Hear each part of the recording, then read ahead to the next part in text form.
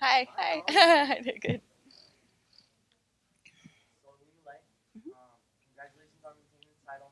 I know this is not the way you were hoping to. Out.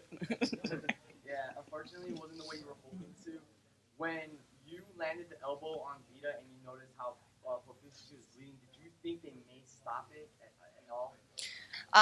So actually, when I landed that elbow, and that was like the one elbow I threw, I actually heard it sounded like bone cracking. That I heard that one, but I didn't even know she was bleeding until we stood up and I saw the blood just pouring out. Um, yeah, I didn't know it was that bad until Jason stopped the fight, and then I was like, oh, this actually might go to a doctor stoppage.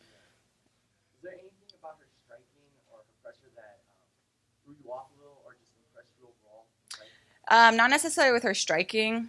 It was more so her wrestling defense. You could tell that that's what they did for their camp in preparation for me. Preparing for my takedowns against the cage, out in the open. So I was actually really impressed with that. She had a really solid rock star stance. That's what we call it. So it was a little bit more difficult to take her down. But as far as her striking, I mean, she did the same stuff that she normally does. I was expecting that. And No, you're good. yeah. Oh well, I did remember asking you about the atmosphere of the Bay Area during Mm-hmm. your day. So what did you think of it overall? And that was a great entrance, by the way, honoring your culture and everything. So what did you think of tonight's atmosphere? Oh, it was super cool. I mean, we were, and then afterwards, we were sitting in the back watching videos, and I'm just like, "You look so beautiful" to my water protector women that danced me out. So yeah, just being able to see, the video footage of everything, I was like, "This is incredible! It's truly the Shark Tank." Like they're dressed in blue, the water theme, the graphics behind us was just amazing. So yeah, it was a really awesome atmosphere. Even the crowd, you could feel the vibes and everything. And yeah, they were disappointed. They were just like, yeah, I know that they wanted to see more, and I totally agreed with them. So I understand the crowd's frustration. Nobody wants to get a doctor stoppage in a championship fight. And especially somebody like Vita, who's just a warrior. She would have fought with a cracked skull. She would have kept going. So I understand everyone's frustration, but other than that, the vibes were amazing. I would love to come back to the Shark Tank. Awesome. Thanks. Talk to her afterwards. No, actually, I heard that she had to go to the hospital. Um, like they could see her skull. That's what I heard. So I didn't get a chance to see her after, but I did say in her ear, right before they did the announcement at the end of the fight. I did say, "You got the rematch, girl. Let's do it." So um, yeah, but I could tell that her in her corner was really frustrated. How are you physically? There was some speculation on press row that you might have broken your nose. No, dude. Okay. So I have a flat Hawaiian nose. We call it upepe nose. I got it from my mom, and I swear, like no matter how many times I get punched in the nose, it doesn't break. It'll bleed, but I've never had a broken nose. It doesn't even hurt. So I guess that's good genetics. Thanks, mom. Um, but yeah, like everything feels fine. Even my elbow, surprise, like my elbow was probably more sore against Valerie Letourneau. But everything feels fine. I have a little mat burn on my knee, but other than that, everything's good. When would you like to run this back? So like timeline wise, I normally fight in the winter season. It's either November or December, and I fight twice a year. So I'm hoping that it'll be the same. That's just what I like to do. But and I'm also taking a couple vacations like I normally do after all of my fights. I'm moving into a new house pretty soon that I want to do some work on, and I have a mortgage to pay now. So, huh? I'm putting it out in the universe that it's hopefully the inspection was yesterday, and I literally just got an email with the inspection report. So I'm like, I'm gonna wait till Monday to look at that. But yeah, I mean, I'm planning on moving into the house this summer, so I think it'll be nice to kind of take a little break. But yeah, I mean, hopefully we can run it back. Maybe if we take it back to Hawaii, I still don't know if we're gonna do it, but that would be really dope. When I talked to you earlier in the week, you said you were extremely calm and it was making you nervous. Yeah. Did that last, or at what point did it? Yeah, it did. It still made me nervous because like I said, I just felt flat. So we were warming up in the back, and I told my coach, I'm like, you guys, my legs are really tired for some reason. And they're like, we think you might be having an adrenaline dump. And so I was that's when I started getting nervous in the back, that maybe I was like way too calm fight week, not enough meltdowns happening. So yeah, I really did feel flat in those first couple of rounds. So yeah, maybe I need to have more meltdowns. I think that's like what makes me fight better, fight night. Ilima, congratulations. Thanks, guys. Scott Coker is saying behind the scenes that Hawaii is on the cards again for December. Woo!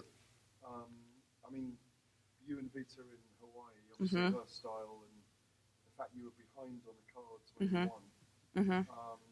Two things there, really.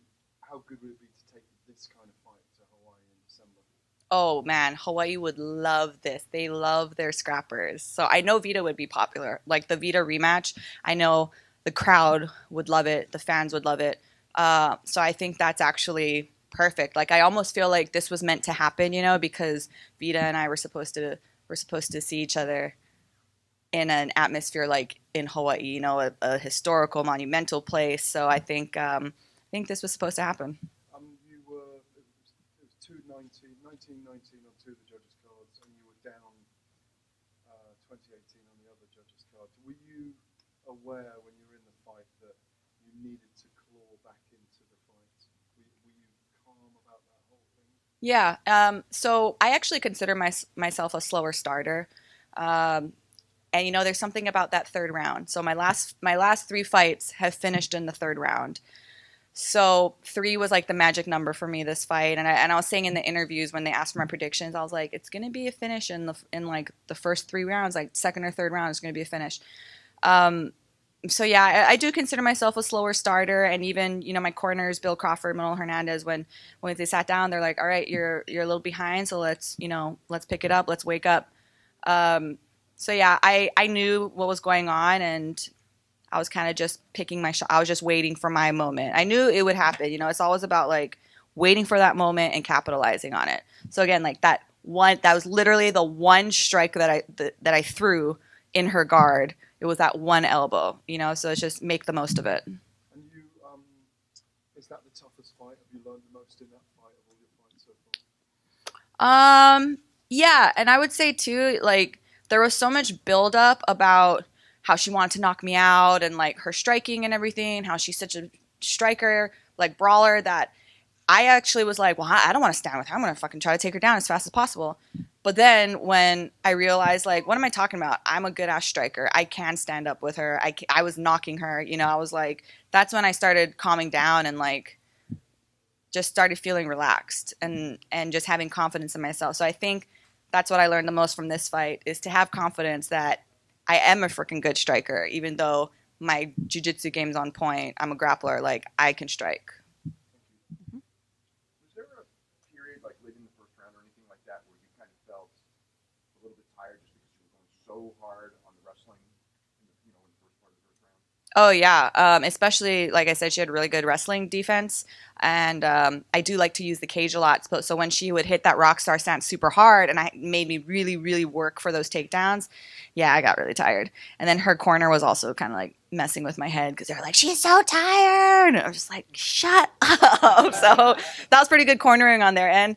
It was kind of messing with me. But yeah, for sure. Like, even though I am a wrestler, chain wrestling is really difficult, especially grinding and trying to get someone down who has that wide stance. So yeah, we definitely, normally my corners and we don't even talk about the fight afterwards, but immediately after in the back, I was like, this is what we need to work on. This is what I need to work on. I want to do this for preparation for her, because we know I'm going to fight her next. So I'm like, this is exactly what I need to do because, yeah, they prepared very well for me. When you look back at your preparation, you said it was about being a shark, and you were a shark, you were a vicious finisher. I mean, Rory said something interesting today. After in his post-fight interview, he doesn't know if he's got the desire to really hurt people anymore. He really showed you serious damage on your opponent.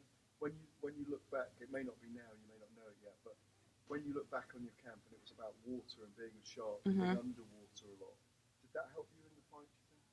Yeah, because it's a very, very it's a lot of mental training, you know? And so I was down on the scorecards. I was losing this fight, you know? I felt physically tired. I felt like I had an adrenaline dump. I was gassed, but I was just like, there's no way. I have to do something, you know? And so it was very calculated. Like that elbow really was I was like, all I need to do is land one good strike from the top because her guard was really strong actually. So I was like, all I need to do is just land, you know? And so yes, like I felt like a shark tonight. I split her head open. She said she's gonna knock me out. I'm like, well, it looks like I sent you to the hospital this time, so whatever's. And now I have a mortgage to pay. Well, crossing my fingers, I have a mortgage to pay. So I'm like, I will take that doctor stoppage win for sure. Now you're saying you want to run it back, Mhm. and normally most fighters would take that win and call it a day. But when fighter to fighter, what makes you want to give her that opportunity? She deserves it, man. She's a warrior. Like I said, her face can be split open. You can see the skull, and she'll still be like, "No, I'll fight." And I was almost gonna be like, "So if both fighters agree, like, can we just keep the fight going? Like, how does that work?" So yeah, I think she totally deserves it. She gave me a freaking good ass fight. So yeah, like we're for sure gonna run it back. I think the only thing that will prevent that is like, you know, an injury of some sort or something, you know. Thanks, guys. Like, Thank you.